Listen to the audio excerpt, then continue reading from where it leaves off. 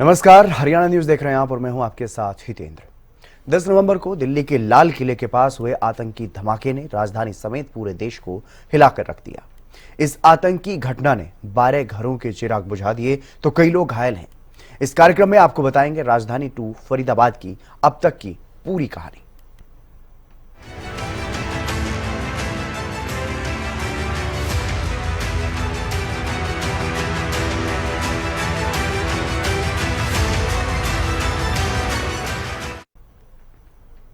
दिल्ली में हुए धमाके की जांच एनआईए को सौंपी गई है। अब तक 12 लोगों की जान इस मामले में जा चुकी है। जांच एजेंसियों ने इस धमाके को अंजाम देने वाले हर चेहरे को अब तक बेनकाब किया है।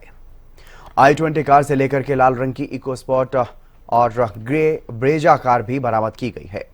आपको 10 तारीख से पहले फरीदाबाद और दिल्ली का पूरा अब तक का सच बताएंगे। सबसे पहले दिल्ली की ये रिपोर्ट आप देखिए।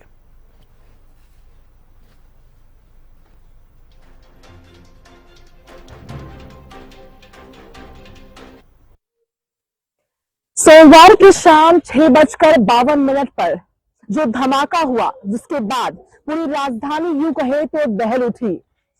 केवल एक मांग कि इसके पीछे जो भी है उसे कड़ी से कड़ी सजा दी जाए। इस वक्त हम उसी जगह पर मौजूद है। ये वही जगह है, लाल किला का लाल बत्ती, जहां पर ब्लास्ट हुआ था। यानी गाड़ी में अमोनियम नाइट्रेट के इस्तेमाल से कुछ और सामग्री भी मिलाई गई थी, जिसके बाद डॉक्टर उमर ने इस गाड़ी को लाल किले के लाल बत्ती के पास लाकर ब्लास्ट कर दिया। कई लोगों की मृत्यु हो गई, कई लोग घायल हैं। बताया जा रहा है कि जो संख्या है वो 13 तक पहुंच चुकी है, यानी मृतकों की जो संख्या है वो 13 तक पहुंच चुकी है। वहीं घायलों की अगर बात की जाए तो 20-22 के आसपास आंकड़े बता रहे हैं। संभावनाएं है कि इससे ज्यादा भी आंकड़े बढ़ सकते हैं। आखिर किस प्रकार से ये तमाम चीजें शुरू हुई है, तो अगर सिलसिलेवार तरीके से हम बात करते तो जो शुरुआत, यानी एक पोस्टर लगाने से जिसकी शुरुआत हुई जम्मू कश्मीर में जश्न मोहम्मद के सपोर्ट में जो पोस्टर लगाया गया, जिसके बाद से ये तमाम जो गिरोह है वो निकलकर सामने आता है। यानी डॉक्टर आदिल के द्वारा एक पोस्टर लगाई जाती है जश्न मोहम्मद के सपोर्ट में, उसे सराहते हुए एक पोस्टर चिपकाया जाता है, जिसके बाद जम्मू कश्मीर एक्टिव मोड में नजर आती है। रडार पर उस व्यक्ति को लिया जाता है, उत्तर प्रदेश के सहारनपुर से उसे गिरफ्तार किया जाता है। गिरफ्तार करने के बाद जम्मू कश्मीर की पुलिस उसे कश्मीर लेकर आती है, पूछताछ किया जाता है। पूछताछ में कई चीजें निकलकर सामने आती है, जैसे इसके लॉकर का एक लॉकर समझ में आता है। लॉकर को जब ढूंढा गया, चेक किया गया तो उसमें से AK-47 निकलता है। एक डॉक्टर के पास AK-47 मिलता है और पूछताछ करने के बाद कई चीजें और निकलकर सामने आती है, जैसे डॉक्टर मुजम्मिल का नाम निकलकर सामने आता है। उसके घर फरीदाबाद में 2 कमरे उसने ले रखे थे किराए पे। जब उसके किराए वाले मकान पर जम्मू कश्मीर पुलिस और हरियाणा पुलिस पहुंचती है तो उसके घर से 2900 किलो मैग्नीशियम नाइट्रेट, जिंदा कारतूस, इसके अलावा बैटरी, डिटोनेटर, कई चीजें निकलकर सामने आती है। डॉक्टर मुजम्मिल को गिरफ्तार किया जाता है। एक और नाम निकलकर से सामने आता है पूछताछ के बाद, डॉक्टर शाहीन। कौन है डॉक्टर शाहीन? उसे गिरफ्तार किया जाता है। पूछताछ में निकलकर चीजें समझ में आती है कि वो जश्न मोहम्मद के संपर्क में थी। यानी जश्न मोहम्मद ने बीते दिनों पाकिस्तान में एक विमेन विंग स्टार्ट किया था। विमेन विंग की जो जिम्मेदारी है हिंदुस्तान में, इसकी जिम्मेदारी डॉक्टर शाहीन को दी गई थी। उससे जब पूछताछ किया गया तो एक और नाम निकलकर सामने आता है, डॉक्टर उमर फरार था, जिसकी तलाश की जा रही थी। Uttar Pradesh police, Delhi police, Jammu Kashmir police, Haryana police, सभी पुलिस को नजर पर रख दिया गया था। लगातार उन्हें बताया जा रहा था कि अलर्ट मोड पर उसे ढूंढा जाए, धर पकड़ा जाए। ये तमाम जो चीजें चल रही थी, जिसके बीच 6:52 पर लाल किले के पास लाजपत राय मार्केट के करीब एक धमाका होता है। करीब 12 से 13 लोगों की मृत्यु बताई जा रही है। पोस्टमार्टम बताते हैं कि जो शरीर है वो इस कदर झुलसा है कि पहचानना मुश्किल है। वहीं 5 से 6 गाड़ियां जलकर राख हो गई, 2 ई रिक्शा, एक ऑटो वाला रिक्शा पूरी तरीके से राख हो गया। डॉक्टर उमर क्या वही डॉक्टर उमर है या नहीं है, इसकी भी जांच चल रही थी। हालांकि इस वक्त पर तुरंत दमकल की जो गाड़ियां हैं, दिल्ली पुलिस है, अधिकारी है, तमाम मौके पर पहुंचे, जिसके बाद फिर सभी को रेस्क्यू कराया गया और पास के एलएनजेपी अस्पताल में भर्ती कराया गया। तुरंत गृह मंत्री अमित शाह के द्वारा एलएनजेपी अस्पताल पहुंचे, अधिकारियों के साथ उन्होंने बैठक की, जिसके बाद फिर घायलों से भी उन्होंने मुलाकात किया, उनका हालचाल जाना और हर संभव प्रयास यानी जो भी सुविधा उपलब्ध कराई जा सकती है वो सभी सुनिश्चित की गई। जिसके बाद मौके पर वे पहुंचे, यानी ये वही जगह है, वही लाल किला का वही घटना जहां पर हुई है, ये वही जगह है जहां पर गृह मंत्री अमित शाह पहुंचे, जिसके बाद इस पूरे जगह का जायजा लिया गया है। लगातार धरपकड़ की जो कोशिश है वो की जा रही थी, यानी रेड्स का जो सिलसिला है वो और भी तेजी से धरपकड़ की जो कोशिश है वो की जा रही थी, यानी रेड्स का जो सिलसिला है वो और भी तेजी से आगे बढ़ रहा था। केवल एक सवाल था कि आखिर जिसने जो गाड़ी में जो व्यक्ति मौजूद था आखिर वो कौन था, क्या ये ब्लास्ट है? क्योंकि शुरुआत में लोगों को ऐसा लग रहा था कि मानो किसी तकनीकी दिक्कतों की वजह से गाड़ी में ब्लास्ट हो गया, जिसकी वजह से आसपास की जो गाड़ियां हैं वो ब्लास्ट हो गई। कई चीजें निकलकर सामने आई थी, जिसके बाद कई सीसीटीवी फुटेज को खंगाला गया, जिसके बाद चीजें निकलकर आती है कि शायद वो डॉक्टर उमर ही है, जिसकी तलाश सुबह से लगातार Haryana, Uttar Pradesh police, Delhi police, Jammu Kashmir police कर रही थी। इसके बाद सीसीटीवी फुटेज को खंगाला जाता है तो चीजें निकलकर सामने आती है कि फरीदाबाद से वो व्यक्ति लाल किले के पास पहुंचता है 3:18 पर, पार्किंग में एंट्री होती है, कई घंटे तक पार्किंग में ही वो व्यक्ति बैठा रहता है, जिसके बाद फिर पार्किंग से निकलता है 6:48 में और 6:52 पर गाड़ी ब्लास्ट कर जाती है। आखिर इस बीच में भी वो व्यक्ति कहाँ था, ये भी सवाल उठता है। तो तमाम सीसीटीवी फुटेज को खंगाला जा रहा है, बताया जा रहा है कि जो व्यक्ति है वो मयूर विहार भी गया था, सीपी भी गया था, जिसके बाद पुरानी दिल्ली के एक मस्जिद में नमाज भी उसने पढ़ी थी, जिसके बाद फिर वो लाल किले के पार्किंग में पहुंचा था। लगातार जो पूछताछ का सिलसिला है वो तेज होता गया, जिसके बाद गृह मंत्री के द्वारा एक बैठक बुलाई गई। बैठक उनकी आवाज पर हुई, वीडियो कॉन्फ्रेंसिंग के जरिए तमाम जो अधिकारी हैं वो शामिल हुए। इसके बाद ये जो तमाम केस है उसे एनआईए को सौंप दिया जाता है। आखिर एनआईए को क्यों सौंपा जाता है, क्या इसमें कोई टेरर एंगल है, तमाम सवाल निकल कर सामने आते हैं। जिसके बाद फिर एनआईए की टीम मौके पर पहुंचती है, जांच पड़ताल किया जाता है। निचली रिपोर्ट में अगर हम बात करते हैं, शुरुआती रिपोर्ट की बात की जाए तो चीजें निकलकर सामने यह आती है कि डॉक्टर उमर के द्वारा ये प्लान नहीं था, प्री प्लान नहीं था, बल्कि आनन फानन में ये ब्लास्ट हुआ है, यानी आत्मघाती ब्लास्ट ये नहीं था। आनन फानन में धरपकड़ के बीच में ये ब्लास्ट उसके द्वारा किया गया है और जो इन्वेस्टिगेशन है वो गहमाती है। जिसके बाद फिर बताया जा रहा है कि अल फलाह यूनिवर्सिटी, यानी वो वही यूनिवर्सिटी है जहां से डॉक्टर शाहीन, डॉक्टर आदिल, इसके अलावा डॉक्टर मुजम्मिल का संपर्क था। लगातार सवाल ये भी उठता है कि क्या इन सभी डॉक्टरों ने अन्य बच्चों को भी बरगलाने की कोशिश की है। इसके अलावा एक और डॉक्टर बताया जा रहा है कि वो तब से लापता है। इसके साथ साथ कहां तक क्या कॉन्टैक्ट है, सभी चीजों का जो गिरोह है, जो संपर्क है, सभी चीजों को ढूंढा जा रहा है, तलाशा जा रहा है। पर डॉक्टर शाहीन की बात की जाए तो उनसे लगातार सवाल किए जा रहे हैं, जिसके बाद कई चीजें निकलकर सामने आती है। जैसे सूत्र बता रहे हैं कि उनके द्वारा ये चीज कबूली गई है कि कई जगहों पर ब्लास्ट की प्लानिंग थी, यानी एक नई चीज से निकलकर सामने आती है, एक लाल रंग की गाड़ी। बताया जा रहा था कि लाल रंग की जो गाड़ी है वो डॉक्टर उमर के नाम पर रजिस्टर्ड है। आखिर वो गाड़ी कहां पर है, तो फरीदाबाद में वो गाड़ी पार्क मिलती है। इसके बाद फिर दो और गाड़ी की तलाश है। दो और गाड़ी इसलिए क्योंकि सूत्र बता रहे हैं कि 4 गाड़ी से ब्लास्ट करने की प्लानिंग इनकी थी, यानी 8 लोग मिलकर 4 गाड़ी में कई जगहों पर ब्लास्ट करने की इनकी प्लानिंग थी। हालांकि इसे विफल कर दिया गया, जिसके बाद फिर अगस्त में हालांकि ये पूरा प्लान किया गया था कि अगस्त में किया जाएगा, जिसके बाद विफल रहा। वापस से 6 दिसंबर को इसकी प्लानिंग की गई थी, यानी 6 दिसंबर को इसे एग्जीक्यूट किया जाएगा। 6 दिसंबर वही दिन है जो बाबरी मस्जिद डिमोलिशन डे है। उस तारीख को उसका बदला यहाँ पर इनके द्वारा लिया जाना था, जिसे विफल कर दिया गया है। लगातार जम्मू कश्मीर पुलिस के द्वारा रेड्स किए जा रहे हैं। 200 से ऊपर घरों पर रेड किया गया है।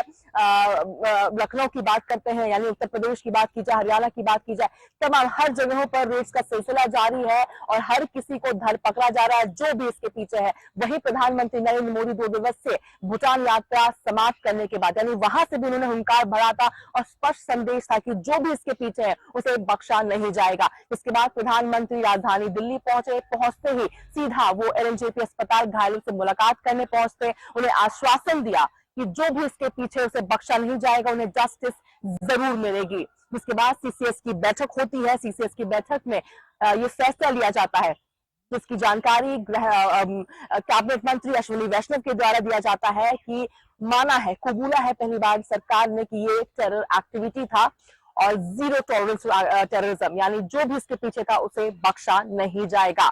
तो ये तमाम सिलसिलेवार तरीके से अभी तक की अपडेट थी और आगे क्या कुछ चीजें निकल कर आती है, क्योंकि आज भी एक महत्वपूर्ण बैठक गृह मंत्रालय के द्वारा की जा रही है, यानी गृह मंत्री अमित शाह की अध्यक्षता में एक और महत्वपूर्ण बैठक की जा रही है। मौके पर अभी से थोड़ी देर पहले एफएसएल की टीम पहुंची थी। लाजपत राय मार्केट में कुछ अवशेष मिले थे, कुछ बॉडी पार्ट्स मिले थे, उसका जांच किया जा रहा है। वहीं डॉक्टर उमर की मां का डीएनए सैंपल को जम्मू कश्मीर से लाया गया था, जिसके बाद फिर उमर के जो डीएनए से मिलाया गया और वो मैच कर गया, यानी ये तय हो गया कि वो डॉक्टर उमर ही था। उसका जो शरीर है वो पुर्जे में फट गया, टूट गया, बिखर गया, मगर उसके जो पैर का हिस्सा है वो स्टेरिंग केस में ही फंस गया। जिसके बाद फिर चीजें निकलकर सामने आई, वहीं से डीएनए टेस्ट हुआ। ये तमाम चीजें अभी तक हुई है और लगातार जो देश की निगाहें हैं कि आखिर अगर किसी पड़ोसी मुल्क का इसमें हाथ है तो क्या ऑपरेशन सिंदूर 2.0 जैसी चीजें होने वाली है, क्या सजा दी जाएगी, जीरो टॉलरेंस टेररिज्म में क्या कुछ चीजें रहेगी। तमाम सवाल उठ के निकलकर सामने आते हैं और सभी की निगाहें टिकी है कि आखिर क्या जस्टिस उन्हें मिलेगा जो धू-धू कर आग में जल गए हैं, जो घायल हैं, जिनके परिजन बिलख रहे हैं। दिल्ली से कैमरा पर्सन जतन के साथ अपराजिता श्री, हरियाणा। और चलिए अब आपको ग्राफिक्स के जरिए बताते हैं कि अब तक इस मामले में क्या कुछ हुआ है, क्योंकि जो दिल्ली में कार धमाका हुआ उसके बाद से पूरा देश एक तरह से दहल गया। घटना को केंद्र सरकार ने आतंकवादी हमला माना है और राष्ट्रीय जांच एजेंसी ब्लास्ट मामले की जांच में जुटी हुई है। कार धमाके में उमर उन नबी मारा गया, डीएनए टेस्ट से यह पुष्टि हुई है। अब तक ये बड़े अपडेट्स सामने आए हैं इस मामले में। फरीदाबाद के गांव खंदावली के पास लाल रंग की इकोस्पोर्ट कार मिली है। घटना के बाद दिल्ली और आसपास के इलाकों में हाई अलर्ट है, बल्कि पूरे देश में हाई अलर्ट है। 10 नवंबर को शाम करीब 6:52 पर i20 कार में विस्फोट हुआ था। विस्फोट के बाद आसपास की कुछ कारें और ऑटो रिक्शा चपेट में आए थे, कई लोग चपेट में आए थे। विस्फोट में अब तक करीब 12 लोगों की मौत और कई घायल बताए जा रहे हैं। घटना को केंद्र सरकार ने आतंकवादी हमला माना है और ये 3 तस्वीरें आप देखिए और समझिए इस पूरे मामले को। खंदावली में वो लाल रंग की गाड़ी मिली जिसकी तलाश थी दिल्ली पुलिस को। दिल्ली पुलिस ने एक अलर्ट जारी किया था इस पूरे मामले के सामने आने के बाद, धमाके में जो नुकसान हुआ उसके बाद एक हाई अलर्ट जारी किया गया था पूरी दिल्ली के लिए और हरियाणा और उत्तर प्रदेश के लिए भी कि एक लाल रंग की गाड़ी और संदिग्ध जो आरोपी हैं वो इस्तेमाल कर रहे थे, उसको ढूंढने के लिए जैसे ही हाई अलर्ट जारी किया गया तो फरीदाबाद पुलिस को कुछ घंटों के बाद एक बड़ी सफलता हाथ लगी। फरीदाबाद पुलिस ने इस कार को ढूंढ निकाला। खंदावली गांव जो कि फरीदाबाद में ही है, एक बैकवर्ड इलाके में ये गांव, जहां पर एक मकान में ये गाड़ी जो है वहां पर खड़ी हुई पाई गई और यहां पर जैसे ही गाड़ी की जानकारी मिली पुलिस की टीम ने यहां पर घेराबंदी की और किसी को भी आने जाने नहीं दिया गया यहां पर और एफएसएल की टीम को बुलाया गया। फोरेंसिक की टीम पहुंची, एनएसजी की टीम पहुंची और एनआईए की टीम पहुंची। उसके बाद जांच पड़ताल की गई। पूरी तरह से जांच पड़ताल करने के बाद यहां से कार को बरामद किया गया और साथ ही साथ एनएसजी बम स्क्वाड क्योंकि मौके पर पहुंची थी तो एक और यहां पर संदिग्ध को हिरासत में लिया गया। इसके अलावा दिल्ली धमाके से जुड़ी हुई कुछ तस्वीरें भी सामने आई हैं। सीसीटीवी 1 में आप देखिए आतंकी उमर नजर आ रहा है और सिग्नल पर जो ब्लास्ट हुआ उसकी तस्वीरें भी आप देख सकते हैं किस तरह से ब्लास्ट हुआ, उसकी ये लाइव तस्वीरें जो है वो सामने आई और खतरनाक ये आतंकी हमला, उसका नजदीकी सीसीटीवी फुटेज जो है वो भी सामने आया। 5 सेकंड में तबाही की तस्वीरें आप देख सकते हैं। जो नजदीक में सीसीटीवी वहां पर लगा हुआ था उसकी तस्वीरें सामने आई। कितना भीड़ भड़ाका यहाँ पर, कितनी ज्यादा बड़ी संख्या में यहाँ पर वाहन जो है वो यहाँ से गुजर रहे थे उस वक्त जब ये आतंकी हमला हुआ और क्योंकि शाम का समय था, 6:52 का समय बताया जा रहा है जब ये धमाका हुआ। सीसीटीवी की तीसरी ये तस्वीरों में आप देख सकते हैं और ब्लास्ट के बाद जो दहशत, वो सीसीटीवी 4 की तस्वीरें आप देख करके अंदाजा लगा सकते हैं किस तरह से वहां पर दहशत फैली। और ये वो चेहरे हैं आतंक के कितने डॉक्टर। आतंकी नंबर 1 उमर मोहम्मद, जो उस कार में सवार था, जो लगातार इधर उधर जा रहा था उस गाड़ी को लेकर के जिसमें विस्फोटक सामग्री थी और उसी ने इस वारदात को अंजाम दिया। आतंकी नंबर 2 डॉक्टर आदिल अहमद, ये भी इसका एक मुख्य किरदार है। और आतंकी नंबर 3 की अगर बात करते हैं, डॉक्टर मुजम्मिल शकील जो कि फरीदाबाद में काम कर रहा था, वो भी मुख्य किरदार है। विस्फोटक को हैंडल कर रहे थे अदील और मुजम्मिल, और इनको जो गाइड करने वाली लेडी डॉक्टर वो है डॉक्टर शाहीन शाहिद। इनके अलावा भी 2 अन्य डॉक्टर भी हैं, डॉक्टर परवेज है, एक और डॉक्टर इस मामले में हिरासत में लिया गया, पूछताछ की जा रही है फिलहाल। लेकिन ये 4 मुख्य चेहरे हैं इस पूरे मामले को लेकर के, जिन्होंने इस पूरे हमले को एक तरह से साजिश ये रच रहे थे पूरे देश को दहलाने की।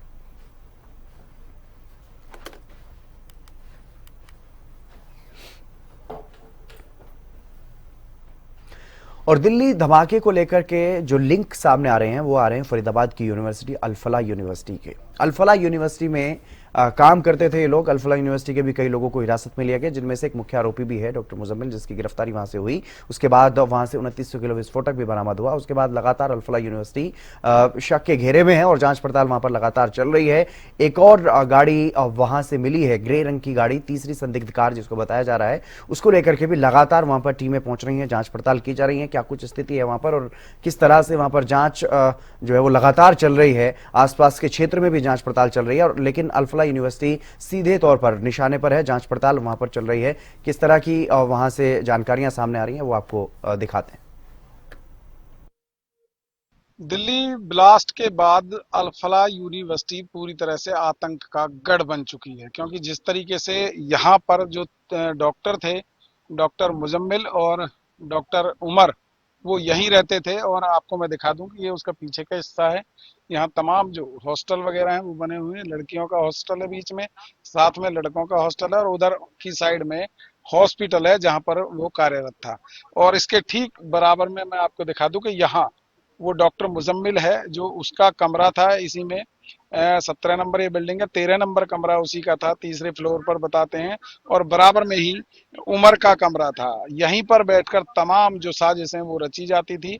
और कहीं ना कहीं जिस तरीके से दिल्ली में जब धमाका हुआ तो उसके बाद लगातार इस यूनिवर्सिटी से उसके तार लगातार जुड़ रहे हैं, क्योंकि तीसरा जो गाड़ी छोड़कर खंदावली गांव में फरार हुआ था, वो भी इसी यूनिवर्सिटी का एम्प्लॉय है।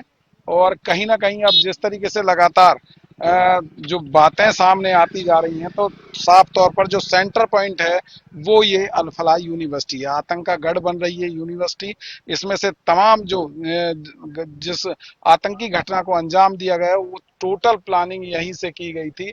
और साथ ही जब डॉक्टर मुजम्मिल की गिरफ्तारी हुई उसके बाद धौज गांव से 360 किलो ग्राम विस्फोटक बरामद हुआ और गाड़ी से वेपन्स बरामद हुए। उसके बाद अगले दिन गांव फतेहपुर तगा से करीब 2500 किलो से ज्यादा विस्फोटक बरामद किया गया। और कहीं ना कहीं जिस तरीके से लगातार अभी भी जांच जो है चल रही है, और जब ब्लास्ट हुआ तो उसके बाद एक लाल गाड़ी की तलाश की गई, तो वो लाल गाड़ी फरीदाबाद के गांव खंदावली में खड़ी हुई मिली। पुलिस ने उसको बरामद किया, लेकिन उस गाड़ी को जो लेकर आया था उसके तार भी यहीं से जुड़े हुए हैं। वो भी यहीं कंप्यूटर ऑपरेटर का काम करता था। और तमाम जो लोग हैं जो आतंक का गढ़ इस फरीदाबाद को बनाने में जुटे हुए थे, वो तमाम लोग इस यूनिवर्सिटी से उनका संबंध रहा है। फरीदाबाद से हरियाणा न्यूज के लिए राजेंद्र दैया।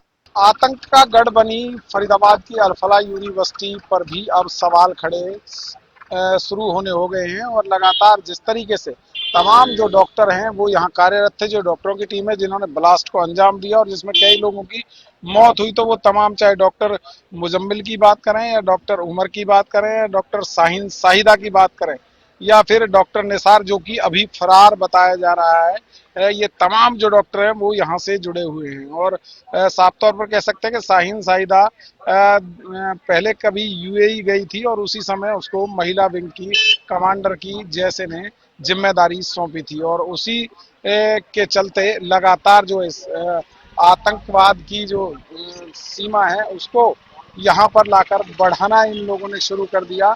और कहीं ना कहीं तमाम जो साजिशें हैं वो इस यूनिवर्सिटी के अंदर से रची गई। डॉक्टर मुजम्मिल की बात करें तो मुजम्मिल यहीं रहता था और उमर भी उसके बराबर वाले कमरे में रहता था। लेकिन सबसे बड़ा जो सवाल यूनिवर्सिटी की कार्यशैली पर उठ रहा है वो इस बात को लेकर है कि ये तमाम जो दागी डॉक्टर थे, ये पहले जहां कार्यरत थे वहां से इनको निकाला गया था किसी न किसी आरोप में। और उसे निकालने के बाद ये लोग इन्होंने यहाँ जो ज्वाइनिंग की, क्या जब ज्वाइनिंग की गई थी तो इनका पिछला बैकग्राउंड जो अस्पताल प्रबंधन है या जो कॉलेज प्रबंधन है उन्होंने जांच नहीं की थी उसकी सही से, और यही कारण रहा कि ये तमाम जो डॉक्टर हैं वो यहाँ पर ज्वाइनिंग कर गए। लेकिन ज्वाइनिंग के बाद इतनी बड़ी घटना को इन लोगों ने यहाँ साजिश रच के अंजाम दे दिया, और साथ ही इतने बड़े पैमाने पर इन्होंने यहाँ पर विस्फोटक मंगाकर रख दिया। और साथ ही मैं आपको बता दूं, क्योंकि जिस तरीके से डॉक्टर मुजम्मिल की बात करें तो मुजम्मिल सबसे पहले यहाँ से गिरफ्तार किया गया इसी यूनिवर्सिटी के अंदर से, और उसके बाद तमाम जो विस्फोटक है वो बरामद किए गए। लेकिन सबसे बड़ी बात अस्पताल, इस हॉस्पिटल की और जो यूनिवर्सिटी है इसका कह सकते हैं कि जब उनकी ज्वाइनिंग हुई तो उसको पहले से क्यों जांचा नहीं गया और बिना जांचे परखे उन लोगों को यहाँ पर नौकरी पर क्यों रखा गया। ये तमाम सवाल अब इस यूनिवर्सिटी की कार्यशैली पर खड़े होते हुए नजर आ रहे हैं। फरीदाबाद से हरियाणा न्यूज के लिए राजेंद्र दहिया। फरीदाबाद की एनआईटी विधानसभा में मौजूद अल-फलाह यूनिवर्सिटी लगातार आतंक का गढ़ बन रही है, लेकिन आतंक का गढ़ बनती इस यूनिवर्सिटी का इतिहास क्या कुछ रहा है वो मैं आपको बता देता हूँ। आप देख सकते हैं कि हम इस समय ठीक वहीं पर खड़े हुए हैं जहाँ पर ये अल-फलाह यूनिवर्सिटी है, और इस यूनिवर्सिटी की नींव 1997 में अल-फलाह इंजीनियरिंग कॉलेज के तौर पर रखी गई थी। 4 लोगों ने मिलकर अल-फलाह ट्रस्ट बनाया था। इसके बाद इसकी नींव रखी गई। जवाद अहमद सिद्दीकी मैनेजिंग ट्रस्टी बना, और 2014 में ट्रस्ट की यूनिवर्सिटी को हरियाणा विधानसभा ने मान्यता दी थी। 2019 में मेडिकल कॉलेज की शुरुआत हुई, और 2014 से यूनिवर्सिटी का जवाद अहमद सिद्दीकी चांसलर भी है। मेडिकल कॉलेज में करीब 1500 स्टूडेंट हैं, जिनमें करीब 10% यानी लगभग 150 विद्यार्थी कश्मीर मूल के हैं। यूनिवर्सिटी में 200 से अधिक की फैकल्टी है। अल्पसंख्यक छात्रों के लिए यहाँ 40% का कोटा तय किया गया है। एमबीबीएस में एडमिशन नीट के माध्यम से मिलता है, लेकिन अब जिस तरीके से इसके तार सीधे तौर पर जो डॉक्टर मुजम्मिल थे उनके साथ जुड़े, और कहीं ना कहीं मुजम्मिल को जब यहाँ से गिरफ्तार किया गया तो उसके बाद तमाम खुलासे होते हुए चले गए। उसके साथी हैं डॉक्टर शाहीन शाहिदा है, और डॉक्टर निसार है जो अभी भी फरार चल रहा है, और डॉक्टर उमर है जिन्होंने बॉम्ब ब्लास्ट को अंजाम दिया था। तो कहीं ना कहीं जो डॉक्टर उमर है, जो उमर था वो यही उसका साथी था, और एक ही कमरे में दोनों जो है अंदर जो हॉस्टल है उसमें प्लानिंग करते थे, और उसके बाद पूरी प्लानिंग के साथ तय करके ये पूरा जो प्रकरण है उसको अंजाम दिया गया। और कहाँ कहाँ अंजाम इनको देना था वो तमाम चीजें जैसे जैसे जांच आगे बढ़ेगी तो सामने आ जाएंगी। लेकिन फिलहाल की बात करें तो इस तमाम जो लोग इस ब्लास्ट में सामने आए हैं वो इसी यूनिवर्सिटी से जुड़े हुए हैं, और इनमें से एक डॉक्टर निसार अभी भी पुलिस की पकड़ से बाहर बना हुआ है। और कहीं ना कहीं जिस तरीके से ये यूनिवर्सिटी अब एक तरह से चर्चा का विषय बनी हुई है, तो देखना होगा कि आगे जैसे जैसे जांच आगे बढ़ेगी तो और क्या क्या खुलासे इस यूनिवर्सिटी के होने हैं। फरीदाबाद से हरियाणा न्यूज के लिए राजेंद्र दहिया। आतंक का गढ़ बनी अल-फलाह यूनिवर्सिटी में अब एक और नया खुलासा हुआ है। डॉक्टर शाहीन शाहिदा के नाम पर जो गाड़ी रजिस्टर्ड थी उसको भी अब जो है पुलिस ने अंदर बरामद कर लिया है। लगातार जम्मू पुलिस की जो टीम है वो यहाँ पर कार्रवाई करने में जुटी हुई है, और साथ ही बम निरोधक दस्ता भी अंदर बुलाया गया हो ताकि कोई उसमें विस्फोटक पदार्थ ना हो। तो कहीं ना कहीं लगातार जिस तरीके से यूनिवर्सिटी के पास उस बम धमाके से जुड़े हैं, तो तब से ये यूनिवर्सिटी काफी चर्चाओं में बनी हुई है। आप देख सकते हैं कि यहाँ पर तमाम जो टीमें हैं वो यहाँ पहुंची थी, और साथ ही मैं आपको बता दूं कि डॉक्टर मुजम्मिल की जब गिरफ्तारी हुई तो उसके बाद से ही लगातार खुलासे होते चले गए।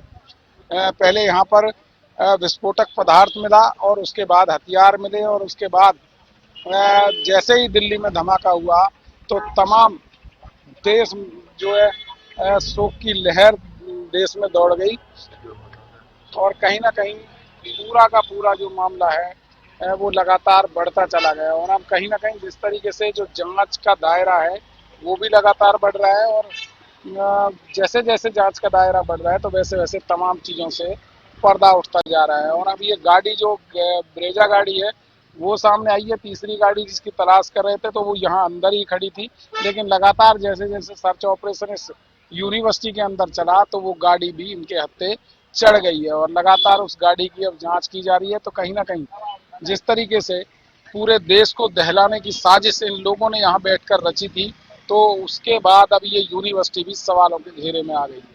देखना होगा कि जैसे जैसे आगे जांच बढ़ती है तो आगे आगे और क्या क्या खुलासे होते हैं। फरीदाबाद। तो आतंक की डी फाइल में फिलहाल बस इतना ही। आप देखते रहिए हरियाणा न्यूज।